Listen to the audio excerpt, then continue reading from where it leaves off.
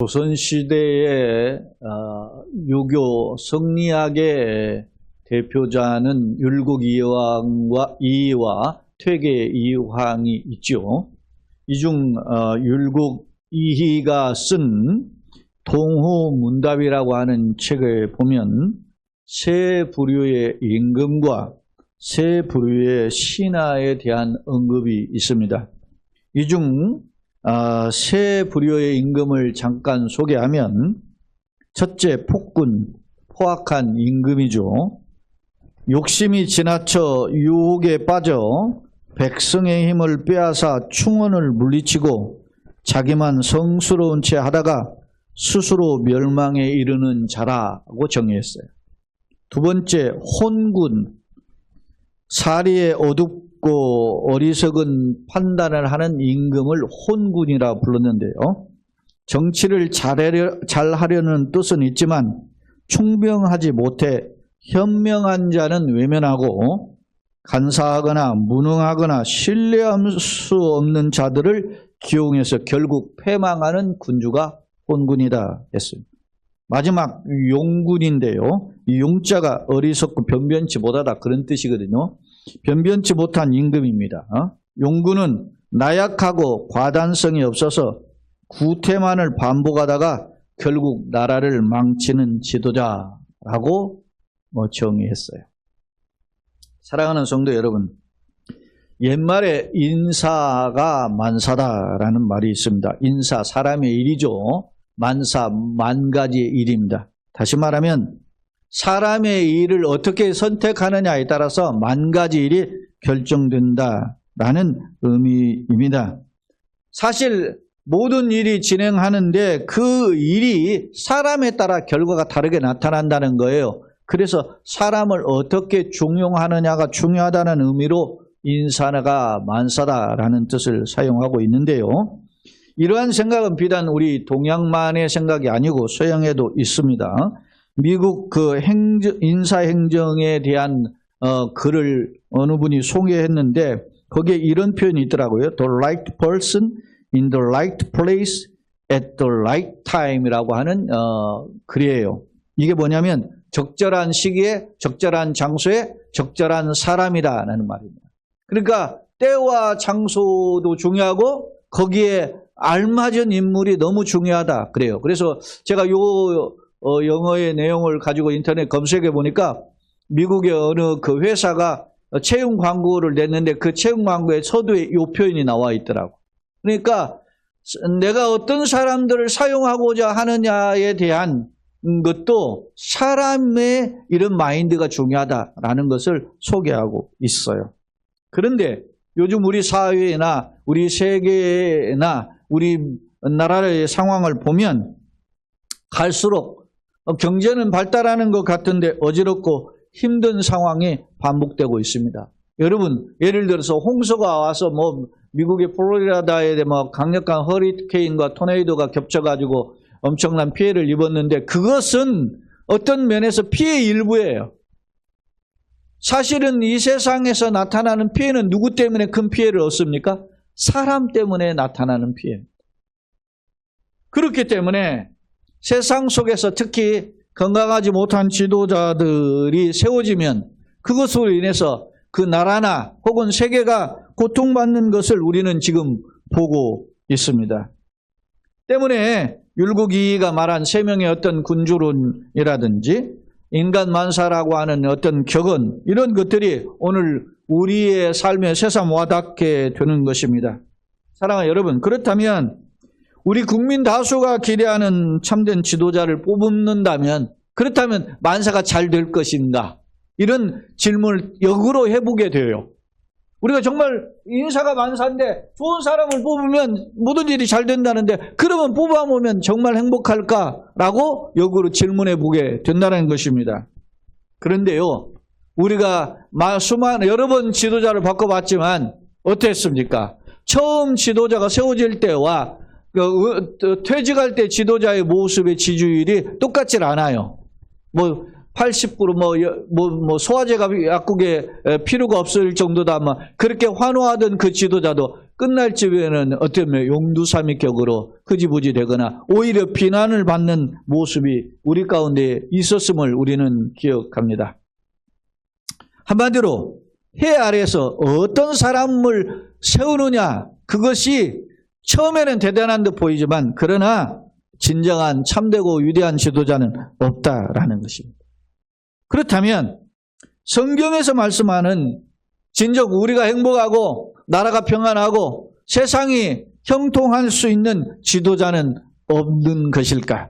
성경에서 말씀하는 참된 지도자상은 어떤 사람일까라고 하는 점을 궁금한데요. 오늘 사무엘상 12장은 이에 대한 해답을 우리에게 제시해 주고 있습니다. 사무엘상 12장은 먼저 이 말씀이 있어요. 우리가 6절 20절 긴절을 읽었는데 이 말씀이 사무엘 선지자가 노년에 이스라엘 민족을 전체를 모아놓고 한 설교예요. 그런데 이 설교는 어떤 일이 벌어진 직후에 있는 설교냐면 암몬 자손과의 전쟁에서 승리한 직후에 이스라엘 백성을 모아놓은 자리에서 한 설교라 말입니다. 그렇다면 이 사무엘 선지자가 한 설교의 배경은 어떤 배경이 있었기 때문에 이런 설교를 했는가? 이 배경을 좀 알아볼 필요가 있어요. 먼저 사무엘상 11장 1절 2절을 함께 읽겠습니다. 시작. 암몬 사람 나하스가 올라와서 길랏 야벳에 맞서 진침에 야벳의 모든 사람들이 나하스에 이르되 우리와 언약하자. 그리하면 우리가 너를 섬기리라 하니 암몬 사람 나하스가 그들에게 이르되 내가 너희 오른 눈을 다 빼어야 너희와 언약하리라. 내가 온 이스라엘을 이같이 모욕하리라. 이렇게 표현을 했어요. 자, 이게 무슨 말이냐면 이게 암몬 족속은 암몬과 모압은 누구의 후손이죠? 롯의 아브라함의 조카 롯의 후손이잖아요. 그런데 이들이 어디에 있었냐면 지금 이스라엘은 북쪽의 갈릴리와 남쪽의 사해바다를 잇는 요단강이 있잖아요.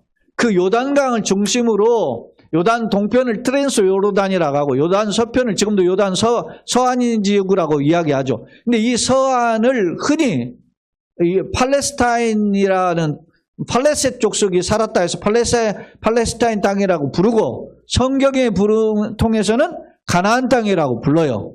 그런데 이스라엘이 하나님의 약속의 땅에 들어가기 전에 모세한테 그 이스라엘 두 지파 절반이 그러니까 세 지파는 아니고 한 지파가 절반 나뉘어서 절반이에요. 그래서 두 지파 절반이 요단강 동편 지역도 우리에게 배분해 달라고 해서 준 땅이 요단 동편이에요. 근데 그 요단 동편 지역에 이스라엘이 분배받은 땅 동편 쪽으로 거대한 소위 말하면 이 목초지와 함께 고원지대가 펼쳐져요. 그 펼쳐지는 영토에 남쪽에는 모압이라는 사람이 모압 족속이 차지하고 있었고 북쪽은 암몬 족속이 차지하고 있었어요. 자, 그 암몬 족속의 왕 나하스가 이스라엘의 요단 동편에 소위 길르앗이라고 하는 길르앗 야베스라고 하는 지역에 쳐들어온 거예요. 그 길르앗 야베스가 목초지로 좋은 땅이라 말입니다. 쳐들어오니까 이 암몬 족속의 거대한 족속이 쳐들어오니까 어떻게 해요? 지금 이스라엘의 야베스 주민들이 항복했어요. 항복하면서 우리가 당신 종들 될 테니까 우리 살려주세요. 그렇게 요청을 했더니 암몬 왕 나하스 나하스가 뭐라고 하느냐? 야, 너희들 눈을 전부 다 오른쪽 눈을 다 빼버리면 내가 그 항복을 인정해 주겠다. 이것은 완전한 모욕을 주는 거죠. 그러면서 온 이스라엘 민족이 전부 다 나한테 항복하지 않고는 내가 안 된다. 이렇게 한 거예요. 그러니까 이제 어떻게 해요? 항복해도 살려주지 않겠다고 하니까 큰 절망에 빠진 거죠. 그래서 11장 4절을 한번 읽어봅시다.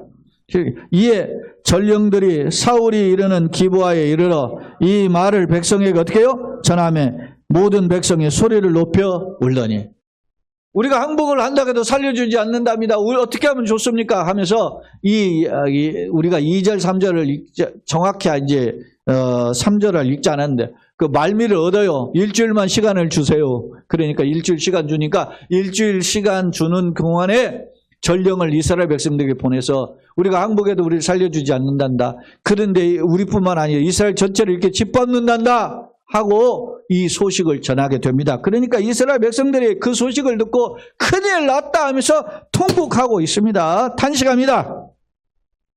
이 탄식을 할 때, 자, 우리가 시간 관계상 조금 짧게 살펴보겠습니다. 11장 6절. 11장 6절 시작. 사울이 이 말을 들을 때 하나님의 영에 크게 감동되어 그의 노가 크게 일어났다. 이 암몬 족속이 쳐들어와가지고 이스라엘 모욕하는 말을 듣고 누가 분노를 일으켰어요? 사울이라는 젊은이가 이제 분노를 일으켜서 하나님의 영에 감동해서 내가 전쟁에 나가겠다 이렇게 했어요. 그리고 자 11절 보세요. 실제 전쟁에 나갔어요. 나가가지고 어떤 일이 벌어졌는지 봅시다. 시작. 이튿날 사울이 백성을 3대로 나누고 새벽에 적진 한가운데로 들어가서 날이 더울 때까지 암몬 사람들을 치매 남은 자가 다 흩어져서 둘도 함께한 자가 없었더라. 할렐루야. 하나님의 영이 성령이죠. 성령에 충만해가지고 사울이 이제 이스라엘 백성들 모으고 그리고 그들과 함께 적진에 뛰어드는데 세 편으로 나눠가지고서는 이제 공격을 했는데 이 암몬 족속이 다 흩어져가 두 명이 함께 있는 적도 없이 다 뿔뿔이 흩어졌다. 할렐루야. 놀라운 기적이 일어난 줄로 믿습니다. 한 사람의 성령에 충만한 자의 헌신이 기적을 일으킨 줄로 믿습니다. 그런데요, 이렇게 감동되어 놀라운 역사가 나타나고 난 뒤에 이런 기적이 벌어졌는데, 그렇다면 사울이 본래 어떤 사람이었는가? 예? 사울이 본래부터 이렇게 이스라엘이 훌륭한 왕이었냐? 그렇지 않았어요. 자, 보세요. 사무엘상 9장 20절 21절을 같이 한번 읽어봅시다. 시작. 사흘 전에 이른데 암나하게들 염려하지 말라 찾았느니라. 그러면서 이제 이 말을 누가 하느냐면 사무엘 선지자가 하는 말이에요. 사울한테. 사무엘 선지자가 뭐라고 하는지 같이 읽어봅시다. 온 이스라엘이 사모하는 자가 누구냐? 너와 내 아버지의 온 집이 아니냐 하는지라. 그렇게 이제 사무엘 선지자가 사울을 가리켜서 온 이스라엘이 너를 사모한다. 다시 말하면 너를 왕으로 세우기를 원한다. 그렇게 하니까 사울이 대답을 해요. 뭐라고 되는지 봅시다. 사울이 대답하여 이르되 나는 이스라엘 지파의 가장 작은 지파 베냐민 사람이 아니니까 또 나의 가족은 베냐민 지파 모든 가족 중에 가장 미약하지 아니하나이까 당신이 어찌하여 내게 이같이 말씀하십니까? 그랬어요. 자, 사울의 반응이 뭡니까? 우리 이스라엘이 12지파가 있는데 그 중에 베냐민 지파는 12번째 지파예요. 막내 지파예요. 별 볼 일 없는 지파란 말입니다. 그런데 그런 지파이고 이 베냐민 지파에서 우리 아버지의 가문은 제일 별 볼 일 미약한 가문입니다. 그런데 어떻게 나 같은 사람을 왕으로 세우신다고 합니까? 이렇게 말한 사람이 누구라고? 사울아. 또 보세요. 자, 10장 27절. 사울이 아까 스스로 이렇게 말했고, 이스라엘 일부 이제 사람들인데 뭐라고 하는지 봅시다. 시작. 어떤 불량배는 이르되 이 사람이 어떻게 우리를 구원하겠느냐 하고 멸시하여 예물을 바치지 아니야. 이게 무슨 말이냐면, 이제 이스라엘 민족들 중에서 사울을 왕으로 세우려고 하나님이 이스라엘 민족을 전체를 불러 모아요. 불러 모으고 12지파를 제비를 뽑는데 그 지파 중에 누가 제비 뽑혀요? 막내 아들이었던 베냐민 지파가 제비 뽑혔어요. 그리고 이제 베냐민 지파 중에서 그 족속들을 이제 속한 족속들을 제비 뽑는데 누가? 사울의 아버지인 기스가 그의 제비를 뽑혔어요. 그리고 그의 아들 누가? 마지막으로 사울이 왕으로 제비 뽑혔어요. 할렐루야. 그러니까 이스라엘 백성들이 이제 사울을 왕으로 옹립을 하려고 하니까 어떤 사람들이, 불량배라고 나왔는데 이 불량배는 히브리어로 베네벨리알이에요. 베네벨리알은 이게 불신앙자들이라면, 다시 말하면 하나님을 제대로 믿지 않는 이런 껄렁껄렁한 놈들이다 말입니다. 이런 놈들이 뭐라고 하느냐? 이 사람 누구예요 지금? 사울이죠. 사울이 어떻게 우리를 구원하겠느냐 하면서 멸시하고 예물도, 왕에 대한 예물도 바치지 않았어요. 그러니까 사울이 이스라엘 보기에도 별 볼 일 없었단 말입니다. 그런 자를 하나님이 이 선지자 사무엘 선지자를 통해 가지고 그들을 제비뽑아 왕을 세웠던 것입니다. 그런데 보세요. 자, 11장 와서 12절을 한번 다 같이 또 읽어봅시다. 11장 12절 시작. 백성이 사무엘에게 이르되 사울이 어찌 우리를 다스리겠느냐 한 자가 누구니까 그들을 끌어내소서 우리가 죽이겠나이. 이게 무슨 말입니까? 이제 사울이 중심으로 이스라엘이 세대로 나뉘어가지고 암몬과 전쟁에 승리한 직후에 사울이를 통해서 정말로 절망했던 이스라엘이 살아났잖아요. 그러니까 이스라엘 백성들이 아니 사울을 멸시해서 우리를 사울이 졌다는 것이 어떻게 우리 왕이 되겠느냐, 멸시하며 조롱했던 놈들 어디 있습니까? 그놈들 끌어내서 우리가 다 죽여버리겠습니다. 이렇게 훌륭한 사람을 우리가 외면했었네요 하면서 이스라엘 백성들이 지금 이야기를 하는 겁니다. 그때 사무엘 선지자가 뭐라고 하면 이 우리 좋은 날 그렇게 반대편 사람들 끄집어내고 하면 안 된다 하고 이제 우리가 다 길갈로 가자 해서 길갈로 모였어요. 길갈로 모이고 나서 이스라엘 전 백성들이 모인 상황에서 한 설교가 오늘 이 사무엘상 12장이란 말이에요. 그 중에 1절, 5절은 우리가 이제 제쳐놓고 우리가 6절부터 우리가 살펴보겠습니다. 자, 6절로 7절 사무엘이 도대체 무슨 설교를 했을까? 그 여기를 한번 들어봅시다. 자, 시작. 사무엘이 백성에게 이르되 모세와 아론을 세우시며 너희 조상들을 애굽 땅에서 인도하여 내신 이는 여호와시니 그런즉 가만히 서 있으라. 너희 여호와께서 너희와 너희 조상들에게 행하신 모든 공의로운 일에 대하여 내가 여호와 앞에 너희와 담론하리라. 담론한 너희와 함께 대화하면서 논쟁을 펼치겠다는 거예요. 무슨 논쟁을 펼치는 겁니까? 이스라엘 백성들아 들으라. 이제까지 하나님께서 모세와 아론을 통해 가지고 애굽 땅에서 인도해서 이 약속의 땅으로 인도해 들이시니까 누구라고? 여호와 하나님이시. 그런데 그 여호와 하나님이 어떤 분인가에 대해서 내가 다시 한번 설명하고자 한다. 할렐루야. 이스라엘 백성을 모아놓고 사울을 향하여 열광, 사울 열광하는 이스라엘 백성들을 향해서 지금 사무엘 선지자가 이스라엘의 이제까지 역사 속에서 하나님이 우리를 어떻게 간섭했는지를 되새겨야 된다 이야기합니다. 사랑하는 여러분, 어떤 사람이 유명해지고 어떤 사람이 훌륭해지더라도 우리는 그 역사 속에서 그 배경에 누가 계신가를 바라보는 것이 믿음인 줄로 믿습니다. 아무리 잘 되더라도 그 역사의 배경에는 하나님이 계신 줄로 믿습니다. 그래서 우리는 하나님 먼저 찾아야 해요. 그러면 사무엘이 뭐라고 하는지 봅시다. 자, 12장 8절로 12절을 한번 긴 절인데 같이 읽어봅시다. 시작. 애굽에 들어간 후 너희 조상들이 여호와께 부르짖음에 여호와께서 모세와 아론을 보내사 두 사람으로 너희 조상들을 애굽에서 인도하여 이곳에 살게 하셨으나, 자, 야곱이 요셉이 총리되셨다고 했던 소식을 듣고 야곱의 가족들이 70명, 요셉 가족들과 하면 76명이에요. 거기에 들어갔다가 거기에 400년이 넘는 기간 살게 되죠. 그리고 나올 때는 이스라엘 민족이 약 200만 명이 나오게 돼요. 그런데 요셉을 알지 못하는 왕이 나와서 막 이스라엘 핍박해가지고 막 절망할 때 부르짖으니까 하나님 모세를 보내가지고 출애굽시켰단 말입니다. 그 내용을 이야기했어요. 자, 그들이 시작. 그들의 하나님 여호와를 뭐요? 잊은지라. 뭐 했어요? 잊어버렸어요. 출애굽시킨 하나님을 잊어버렸어요. 그리고 그러니까 하나님이 어떻게 해요? 그들을 하솔 군사령관 시스라의 손과 블레셋 사람들의 손과 모압 왕의 손에 넘기셨더니 그들이 저들을 치매 백성들이 여호와께 부르짖어 이르되 우리가 여호와를 버리고 바알들과 아스다롯과 성을 섬김으로 범죄하였나이다. 그러나 이제 우리를 원수들 손에서 건져내소서. 그리하시면 우리가 주를 섬기겠나이다.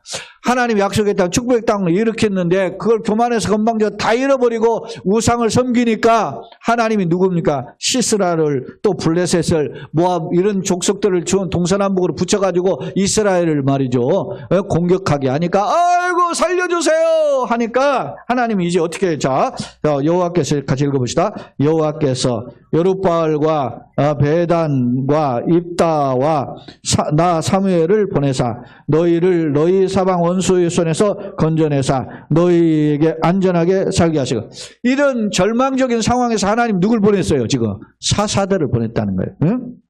여룻바알은 누구예요? 기드온의 별명이 여룻바알이잖아요. 기드온. 그리고 베다는 누구를 바락 선지자를 가리켜요. 바락 사사. 그리고 입다 또 사무엘 이런 사사들을 보내가지고 절망적인 상황에서 건져내셨다. 그렇게 했어요. 그런 또 읽어봅시다. 그렇게 됐는데 너희가 암몬 자손의 왕 누가 나하스가 너희를 치러옴을 보고 너희의 하나님 여호와께서는 너희의 왕이 되심에도 불구하고 너희가 다 내게 이르기를 아니라 우리를 다스릴 왕이 있어야 하겠다. 자, 이스라엘 민족이 우리에게 왕을 주세요. 그 말을 요구했다. 그 전부터 지금. 네? 왜냐? 주변 나라들은 전부 다 왕이 있는데 우리나라만 왕이 없어요. 그러니까 우리도 강력한 왕을 세워야 줘야 됩니다. 그러니까 하나님이 왕을 세우고자 하는 백성들의 요구에 대해서 하나님 뭐라고 말씀하시는지 두 구절만 한번 살펴보자. 자, 8장 7절. 왕이 있어야겠다고 요구하니까 여호와께서 뭐라고 하시는지 보세요. 8장 7절. 여호와께서 사무엘에게 이르시되 백성이 네게 한 말을 다 들으라. 이는 그들이 너를 버림이 아니요 나를 버려 자기들의 왕이 되지 못하게 하며. 하나님이 하시는 말씀.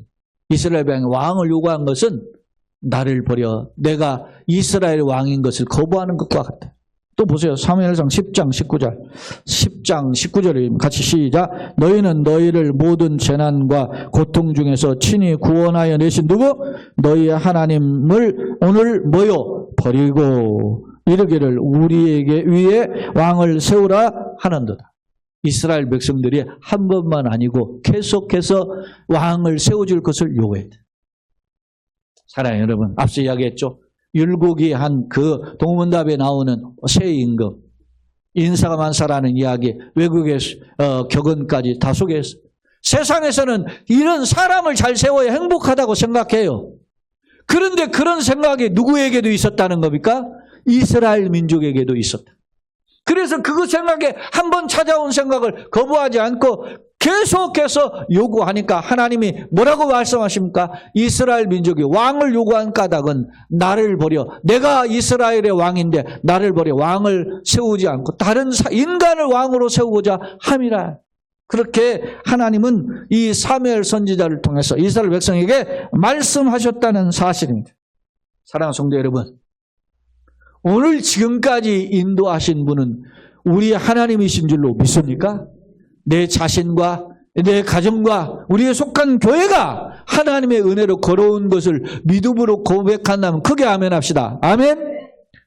아멘이십니까? 그렇습니다. 내 삶이 내가 사실 돈을 벌고 내가 경영하는 것 같고 내가 공부하는 것 같지만 나에게 지혜와 재능과 능력을 주신 분은 하나님이신 줄로 믿습니다. 그런 신앙의 출발점이 온 한 주를 지나가면서 다시 한번 우리에게 새겨져야 된다는 것입니다. 제가 앞서 10월 27일 집회에 대한 간략을 언급했는데 우리가 모이는 것은 하나님이 우리 민족의 왕입니다. 우리 교회의 왕입니다를 고백하기 위해서 모여야 된다는 것입니다. 할렐루야. 아니면 단지 그냥 악법을 저지하기 위해서 우리 대한민국 아직도 기독교는 안 죽었어 힘을 가시하기 위해 모인다면 그건 망하는 짓입니다. 결코 하나님 기뻐하지 않습니다. 자, 보세요. 하나님이 뭐라고 하시는지 봅시다. 12장 13절 오늘 본문의 말씀이에요. 자, 뭐라고 하는지 보세요. 이제 너희가 구한 왕, 너희의 택한 왕을 보라. 여호와께서 너희 위에 왕을 세우셨네. 이게 무슨 말일까요? 너희가 구했지만 나는 너희의 요구대로 왕을 세워주셨다. 허용이에요, 허용. 여러분, 아이들이 엄마 이거 좋아 안 돼 좀 기다려야 되는데 아직 덜 익었어 엄마 이거 좋아 뭐 그래 먹어 얼마나 먹어 하고 주는 게 이게 뭐예요? 건강한 태도가 아니지만 땡깡을 피니까 주는 거 허용이에요. 허용. 우리는 내가 불신앙적으로 살고 신앙생활 건강하지 못하게 하고 대충 살아도 잘 돼요. 그러면 착각해 우리가. 아, 이렇게 생활을 해도 되는구나. 그러면서 합리화를 시킵니다. 예? 뭐 술도 먹고 담배를 펴도 예수 저 교회 적당히 안 나가도 다 잘만 되더라. 심지어 예수 안 믿어도 잘만 살더라. 여러분, 일본 이웃나라 일본 우리보다 잘 살아요? 일본은 기독교 인구가 2%도 안 돼요. 예수 믿어야만 잘 된다고 하는 거, 그거 잘못된 생각이야. 한국 교회 붕사들 다 그 따위로 다 가르쳐 놨잖아요. 예수 믿어야 복 받는다. 예수 믿는 나라들 봐라. 기독교 국가를 봐라. 다 잘 사는데 불교 믿고 뭐 하면 다 가난하다. 요 따위로 가르쳐 있잖아요. 그건 일부는 맞고 일부 다수는 틀린 거예요. 예수 믿어도 가난하게 살 수 있는 겁니다. 예? 여러분, 예수님이 이 땅에 오셔서 수많은 기적과 능력과 남들을 배불리게 했지만 예수님은 가난한 자로 사셨어요. 예수님이 어디 뭐 궁궐에서 사셨나요? 우리는 기독교인의 모토는 예수님이에요. Only Jesus. 예? 종교개혁의 모토가 뭡니까? 솔라 스크립투라, 오직 성경, 솔라 피데, 오직 믿음, 솔라 크라테, 오직 은혜, 솔라 솔리데오 글로리, 오직 하나님의 영광을, 솔라 지저스 크라시트, 오직 예수예요. 오늘 우리가 예수를 향하여서 나아가는 방향성 속에 내가 하나님을 액세서리로만 삼지 않는가를 돌아봐야 돼요. 교회를 안 가면 껄쩍지근하고, 예? 기도 안 하면 좀 이상하고, 그래서 신앙생활을 한다면 정말 여러분 성숙해져야 돼요. 하나님이 원하시는 신앙이 무엇인지. 오늘 보세요. 너희가 원해서 왕을 세웠다. 그런데 보세요. 14절, 15절 같이 한번 읽어봅시다. 시작. 너희가 만일 여호와를 경외하여 그를 섬기며 그의 목소리를 듣고 여호와의 명령을 거역하지 아니하며 또 너희와 너희를 다스리는 왕이 너희 하나님 여호와를 따르면 좋겠지만은 너희가 만일 여호와의 목소리를 듣지 아니하고 여호와의 명령을 거역하면 여호와의 손이 너희의 조상들을 치신 것 같이 너희를 치실 것이라. 이게 무슨 말입니까? 하나님은 제도에 큰 관심이 없어요. 왕을 허용했어요. 그러나 너희와 너희 왕이 하나님을 잘 거역하지 않고 섬기면 좋겠다. 할렐루야. 그러나 만일 너희가 여호와의 목소리를 듣지 않고 명령을 거역하면 여호와의 손이 너희 조상들을 치신 것 같이 하나님을 떠난 자들을 징벌하신 것처럼 너희도 치실 것임을 경고하고 있다는 사실. 하나님은 비록 백성들의 거센 요구에 왕을 세우는 제도를 허락하셨지만 그러나 이것은 어떻게 해요? 최선의 제도가 아니라 하나님의 왕이심을 인정하는 삶이 최선인 줄로 믿습니다. 내 인생의 왕자에 주님이 앉아 계심을 늘 인정하는 사람이 진정한 영혼, 진정한 히어로라. 진정한 최고의 주님이 기뻐하시는 일꾼이라. 그것이 어려워요. 에? 내가 어떤데 목회도 마찬가지 아닙니까? 수많은 사람들의 관심이 그런 거 아닙니까? 여러분, 세상은 하나님 모르는 사람들의 특징이 뭐예요? 인부지나 불온이면 불력군자와 논어의 하교편에 나오는 군자의 모습이에요. 인부지, 사람이 나를 알지 못하도록 그 불온 성내지 않으면 이 또한 군자가 아닌가? 그게 쉽지 않아, 결코 쉽지 않아요. 자기 알아주지 않으면 바락 성질을 냅니다. 예? 내가 막 너를 말이지 그 자리에 있게 했는데 인마 건방진 놈 자식 그렇게 한 것이 지난 정부에서 했잖아요. 이번 정부에서도 내가 너를 그 자리에 있게 했는데 네가 건방진 이러잖아요. 예? 그리고 자기의 허물에 대해서 뭐 조금이라도 건들면 바르르 떨잖아요. 그게 지도자의 모습이죠. 하나님은 세상적 요구가 아닌 오늘 우리의 모습을 통해서 이야기해요. 그럼 우리가 어떻게 할까 보세요. 12장 16절로 18절로 봅시다. 그럼 우리가 어떻게 해야 되는가? 자세를 분명히 제시해요. 시작. 너희는 이제 가만히 서서 여호와께서 너희 목전에서 행하시는 이 큰 일을 보라. 오늘은 밀베는 때가 아니냐. 내가 여호와께 아뢰리니 여호와께서 우레와 비를 보내사 너희의 왕을 구할 일 곧 여호와의 목전에서 범한 죄악의 큼을 너희에게 밝히 알게 하시리라. 이제 사무엘이 여호와께 아뢰매 여호와께서 그날에 우레와 비를 보내시니 모든 백성이 여호와와 사무엘을 크게 두려워하니라. 그러면서 사무엘이 백성들을 향하여서 지금이 어느 때예요? 밀베는 시기에. 그러니까 우리로 따지면 봄철이라 말입니다. 이 봄철은 어떤 기간입니까? 건기예요. 그러니까 비가 오르지 않아요. 그런데 우레와 비를 내린다는 것은 상식을 반하는 그런 자연현상이 일어나서 이 자연현상의 주인 누구예요? 하나님이심을 보여주는 거예요. 그 밀베는 때가 아니냐. 그런데 우레와 비를 보내사 너희가 왕을 구하는 그 이스라엘의 목전에서 하나님이 얼마나 위대하신 분인을 보여주신다. 그러니까 실제로 이 사무엘의 선포처럼 우레와 비가 내리니까 이스라엘 백성이 하나님은 물론이거니와 사무엘을 크게 두려워했다. 이 말은 무슨 말입니까? 만물의 주인이 하나님이시다.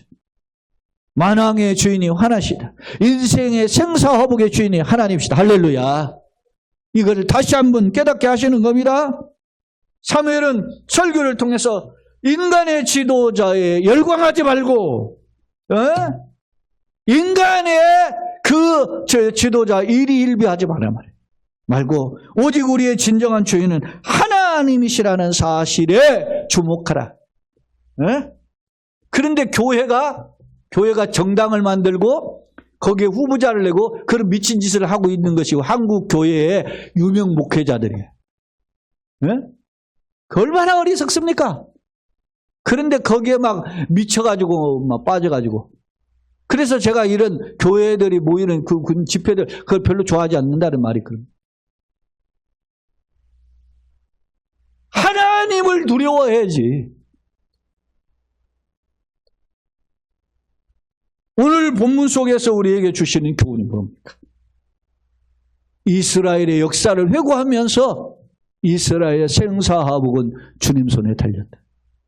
사랑하는 성도 여러분, 지나온 걸음, 올해 한 해에 10개월 이 종손에 걸어가는 이 과정이 모두 은혜로 걸어온 줄로 믿습니다. 그래서 왜 우리가 돌아온 걸음을 되돌아봅니까? 그것은 걸어갈 길이 하나님의 손에 있기 때문에. 할렐루야. 유명한 역사를 잃은 민족은 미래가 없다고 그랬잖아요. 그거 왜 그래요? 역사를 통해서 미래를 바라보라는 거잖아요. 마찬가지 우리는 성경을 통해서 하나님의 세계를 바라봐야 되는 거예요. 동시에 이 사무엘이 하는 말씀의 교훈을 봅시다. 19절을 한번 같이 읽겠습니다. 19절 시작. 사무엘에게 이르되 당신의 종들을 위하여 당신의 하나님 여호와께 기도하여 우리가 죽지 않게 하소서. 우리가 우리의 모든 죄에 왕을 구하는 악을 더하였나이다. 이제 뒤늦게 깨닫는 거죠. 우리가 지나온 죄를 지은 것도 물건이거니와 거기에다가 한술 더 떠서 왕을 구하는 하나님 버리고 또 다른 왕을 세우고자 했는 어리석음을 범했습니다. 이렇게 두려움을 가지면서 그러면서 당신이 지도자 아닙니까? 우리를 위해 기도해 주세요. 사랑하는 성도 여러분, 따라서 살기 위해 기도를 부탁하자. 아멘. 내 자신이 살기 위해 기도하고 살기 위해 목회자를 비롯해서 아니면 권사님 전화를 했다 기도해 주세요. 살기 위해 기도해야 돼. 따라서 말씀과 기도는 사는 비결이다. 할렐루야. 네, 우리 친구 목사님하고도 카톡 주고받지만은 사경을 헤맨다고 하는 우리 미얀마 MPS 설립자 최선 교사님을 기도해달라고 기도하는 거예요. 왜? 오직 살 길은 주님밖에 없어요. 사랑해요, 여러분. 우리가 돌아가는 길은 하나님 앞에 엎드립니다. 자, 보세요. 자, 그러면 사무엘에 대한 답변이 뭡니까? 보십시다. 사무엘이 20절, 22절 시작. 사무엘이 백성에게 이르되 두려워하지 말라. 너희가 과연 이 모든 악을 행하였으나 여호와를 따르는 데에서 돌아서지 말고 오직 너희의 마음을 다하여 여호와를 섬기라. 돌아서서 유익하게도 못하며 구원하지도 못하는 헛된 것을 따르지 말라. 그들은 헛되니라. 여호와께서는 너희를 자기 백성의 으로 삼으신 것을 기뻐하셨으므로 여호와께서는 그의 크신 이름을 위해서라도 자기 백성을 버리지 아니하실 것이요. 할렐루야. 지금 전쟁의 영웅이 누굽니까? 사울인데 사울이라는 이름에 한 번도 거론 안 되잖아요. 에? 세상은 사울에 열광할 겁니다. 그러나 오늘 사무엘은 온 백성의 눈과 귀와 입이 어디를 향하게? 예수 하나님을 향하게 만들고 있어요. 할렐루야. 사랑하는 여러분, 여러분이 오늘 은혜 받는 것은 오늘 여러분이 가지고 있는 각가지 생각들을 내려놓고 오늘 주님의 말씀을 내 안에 채우고 돌아가면 그것은 은혜 받은 줄로 믿습니다. 그런 생각의 시간이 되고 결단의 시간이 되고 하나님 앞에 소망하는 시간이 되어야 되는 거예요. 그게 예배예요. 오늘 사무엘 선지자는 백성들을 격려하며 두려워하지 말라. 너희가 마음을 다하여 여호와를 섬기고 하나님의 영광을 위해서 고민하면 어떻게 하나님이 보세요. 마지막 22절에 뭐라고 그랬어요? 여호와께서 너희를 자기 백성을 삼으신 것을 뭐 하셨으므로 기뻐하시고 하나님이 나를 구원하신 것은 주님이 기쁜 계획 속에서 진행된 줄로 믿습니다. 나를 하나님의 강기수를 택하시고 기뻐하셨다는 거예요. 할렐루야. 여러분 자신을 택하시고 기뻐하셨어요. 그리고 하나님은 그 하나님 어떻게? 그의 크신 이름을 위해서라도 자기 백성을 버리지 않으셔. 믿습니까? 그래서 우리가 이런 기도, 하나님의 이름을 위해서라도 나를 다시 한번 일으켜 세워 주옵소서. 내가 실패하고 넘어지면 하나님의 영광 가리지 않습니까? 내가 넘어지면 사탄만 좋아하지 않습니까? 하나님! 주님의 이름을 위해서라도 나를 다시 한번 일으켜 세워 주시옵소서. 그 기도가 필요함을 오늘 보여주고 있어요. 그리고 나아가서 자 23절 24절 이제 이 말씀을 보고 마치고자 합니다. 자 같이 읽어봅시다. 나는 너희를 위하여 기도하기를 쉬는 죄를 여호와 앞에 결단코 범하지 아니하고 선하고 의로운 길을 너희에게 가르칠 것인즉 자 나는 이렇게 하겠다. 나는 기도와 말씀을 가르치는 일을 하겠다. 그리고 너희는 어떻게 해라? 자 24절 너희는 여호와께서 너희를 위하여 행하신 그 큰 일을 생각하여 오직 그를 경외하며 너희의 마음을 다하여 진실이 섬기라. 할렐루야. 너희는 마음을 갈아엎고 하나님만을 제대로 섬겨라. 할렐루야. 돈 세상 쫓아가지 말고 하나님을 섬기면 기적이 일어날 줄로 믿습니다. 그런 치료의 역사, 회복의 역사, 전능의 역사, 부어주심의 역사가 우리 교회 가운데 체험되기를 예수님의 이름으로 축원합니다. 아멘. 자 마지막 말씀을 결론을 짓겠습니다. 사랑하는 성도 여러분, 그렇다면 내 모습이 어떻습니까? 내가 정말 하나님을 경외하고자 하는 마음이 결단을 하십니까? 세상에는 완벽한 사람이고 위대한 지도자가 없으면 우리는 말씀을 통해 살펴봤어요. 설령이 있다 하더라도 거기에 열광하지 말아라는 말입니다. 그러면 우리는 어떻게 해야 할 것인가? 앞서도 이야기했지만 10월 27일은 종교개혁주일인데 우리나라가 200만 무이자라는 거예요. 거기에서 그냥 모이지 않고 뭐 200억을 모아가지고 기부하겠다 그래요. 그중에 100억 지금 모아서 기부했다 그래요. 그 좋은 일을 하겠다는 말이죠. 예전과 다른 스탠스를 가지고 한국교회에 걸어가겠다는 그런 어떤 액션을 보여주고 있는 거 아닙니까? 그렇다면 우리가 정말로 내 자신을 내려놓고 하나님 앞에 돌아가는 그런 각오와 결단이 필요하다는 사실입니다. 우리의 목소리, 인간의 목소리를 낮추고 하나님의 목소리를 듣고자 하는 그런 겸허한 자세가 필요합니다. 암몬과의 전쟁에서 승리는 하나님의 기름 부으신 한 사람을 통해서 역사하셨지만 그 역사는 결국 그 배후에는 하나님이 계심을 보여주었습니다. 때문에 사람들이 하나님을 놓치고 사람을 열광할 때 선지자를 통해서 진정한 배우는 하나님이심을 교훈해 주었습니다. 사랑하는 성도 여러분, 내가 걸어온 걸음이 오직 하나님의 은혜로 걸어왔고 걸어갈 걸음 역시도 하나님의 은혜로 걸어갈 줄로 믿습니다. 그런 교회요 가정이요 여러분 개개인이 다 되시고 여러분이 소망하는 제목들이 응답되고 열려지는 역사가 있기를 예수 그리스도의 이름으로 거듭 축원합니다. 아멘. 좋으신 하나님 우리 아버지, 은혜와 사랑을